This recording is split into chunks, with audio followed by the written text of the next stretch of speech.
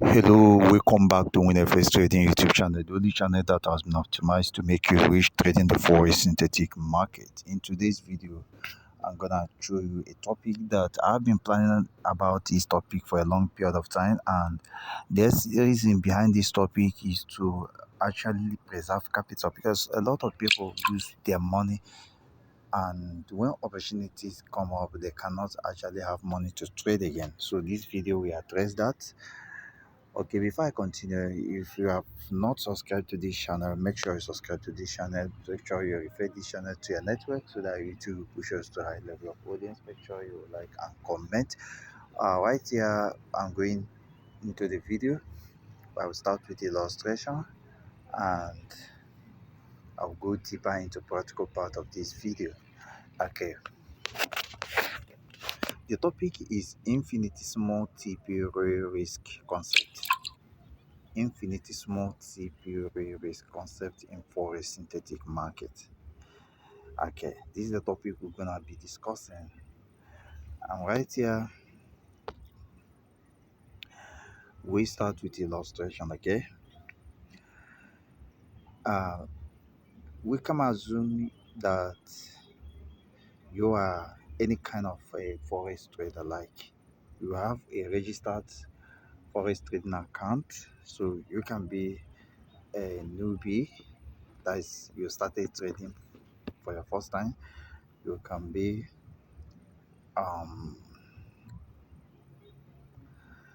moderate, like average trader. So let's put it average. You can be an average trader, or you can be an average trader, or you can be an expert trader. Okay, you can fall in any of these category, but that doesn't make you to be exceptional to losses. Everybody lose, whether you are expert or not. Okay, everybody, despite your category, despite your caliber of trader, everybody lose. Okay, so that's the solution that I'm bringing. I wanna stop that losses. Okay, I wanna stop that losses. You deserve to make profit, right? Okay.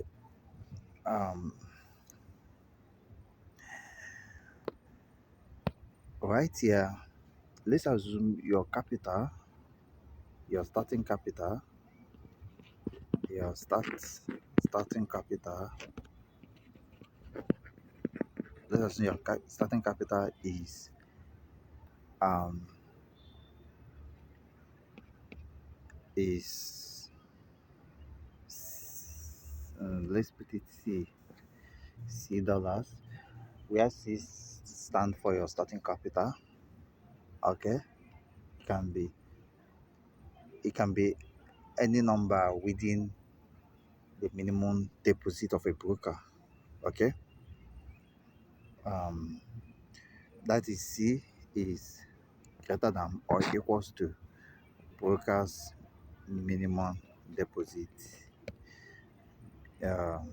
BD, brokers minimum deposit. Okay, BD means brokers deposit, so brokers minimum broker deposit, right? So when you deposit that money, the first trade, you will not be actually in the direction of protecting your capital for the first trade, because this is the first trade you want to make. I mean, you have made a fresh deposit. That your fresh deposit, you are not getting the first trade.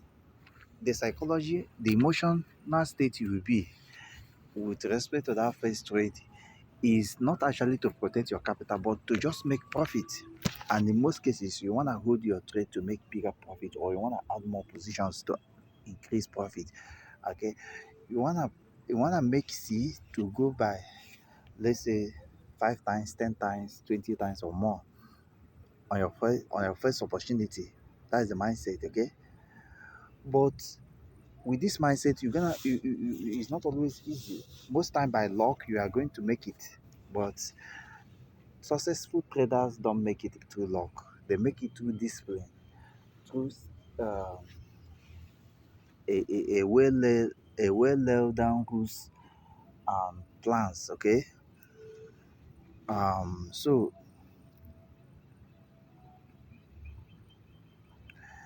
instead of you to risk all your capital on a first trade, instead of you to expose your capital to high risk, like first trade, second trade, third trade, you rather find a way to minimize that risk as you approach the real opportunity, because it is assumed, like the assumption here is that initial opportunity are prone to losses. That's the assumption. It is assumed that opportunity one, opportunity OP1, OP2, OP3 are prone to uh, losses, like they are lossy. And because they are lossy, you don't want to expose all your capital to them. The reason why they are lossy is because you have to, like, trading market most time is very tricky, and it have these gambling characteristics, meaning that the brokers, like you, like you have lower chances to make it than the market can take money from you. So the market can rule you down than you can make success from, that you can make money from it. And so because of this, your success will increase as your number of trials increases. That means initial opportunity are assumed to be lossy. So in other words, the risk you are going to allocate to this opportunity one should be small.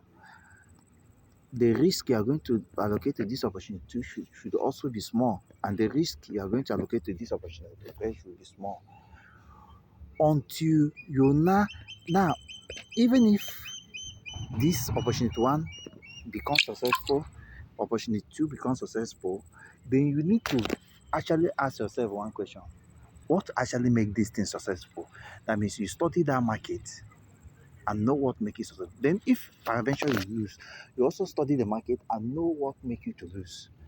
So I'm talking about the scenario where you lose. So when you are losing, when you lose opportunity one, and maybe you also lose opportunity two, and probably you struggle with opportunity three, and you were able to manage your risk. You were able to use small risk. You see the topic is infinitesimal, meaning small risk. Okay, small risk, like the risk you deploy is very close to 1 or 0.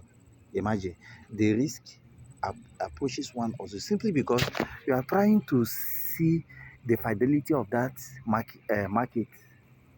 A market that is going to do well must do well on a small capital than it will do well on on a big capital. So if opportunity one is active, is doing well, then you have not missed the opportunity. You have not actually missed opportunity one, depending what your trading, your, like, the time frame you are using. Because here you're supposed to use higher time frame for it to make sense, right? So if you get opportunity in higher time frame and it is actually doing well on a small input capital like $1, $2, $3, $4, $5, because you are not there to give your capital to a high risk. You are not there to lose. You are here to make money, right? So when you risk $1 out of your $10,000 or whatever amount, it's not that you don't know what you are doing. You are testing the accuracy of this market. Even if sometimes market can move so fast, and it doesn't matter. Even if it moves so fast, it will still create opportunity for you to enter. It will create support resistances. It will actually, see, the general rule of thumb is this. Okay, for a market to buy, for a market to buy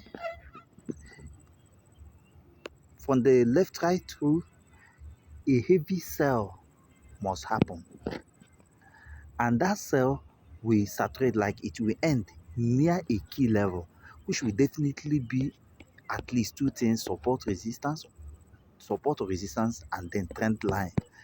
Okay, or let me add, make it trade, then liquidity zones. Okay, that's how market do, right?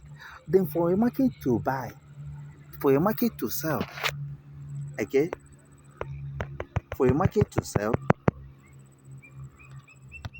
using the left right rule, for a market to sell, because market moves like this from left to right, right? For a market to sell, it must first of all buy to a saturated level, must buy to a level where it will saturate, where that buy will end, and then the sell will start naturally. Okay, so when you assume that it's going to sell here, maybe you have seen some confirmation and then you place a sell, you lower your risk because you are not sure. It is assumed that this is very complex something, so you are not sure, and then the market keep buying, so you have not lost anything, and then you try again until you deploy a risk, and then you see that the market is steady in doing well. Then that is when you will increase the risk and make that great profit. Okay, thank you and bye for now.